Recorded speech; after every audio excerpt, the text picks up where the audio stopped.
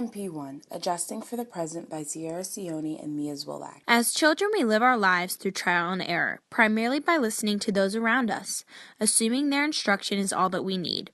This is necessary because when we are young, we are more prone to taking brash actions with little consideration about how much this will affect us, acting too quickly and without foresight. Just like Ivan in the Maiden Tsar story, who cut off the head of his tutor as soon as the Maiden Tsar asked it of him. We do not take the time to look further into a situation and can end up missing the truth altogether, just as the king in the Golden Water story believed the older sisters about his wife giving birth to impossible objects. As we both transferred to Maryland, we had to use our own reasoning skills to decide how others' advice relates to us and how we can learn through our own experiences. In this aspect, we can learn a lot from Epaminondas' mistakes. He continually took his mother's advice but didn't consider the difference of each new situation from the previous and how he could think about them differently.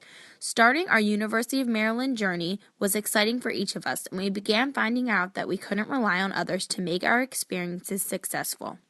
Thomas Edison, the inventor of the incandescent light bulb, also overcame much adversity in his life. He was told by his teachers from a young age that he was incompetent and would never amount to anything. With much hard work and perseverance, he perfected his invention and made his mark on history.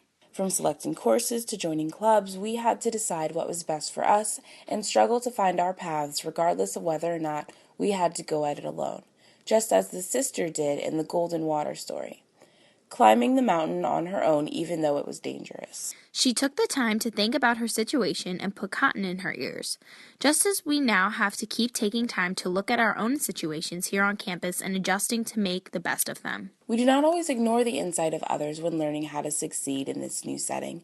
Sometimes this means listening to the advice of those who know better, as the Golden Water siblings did. Or working hard to find a solution just as Yvonne did when looking for the maiden's love. It is true that some things are left to chance, as with Jack somehow finding good fortune without changing his behavior. But most tasks must be taken up with the utmost respect to avoid horrible outcomes, as we saw with the unfortunate Epaminondas. The end.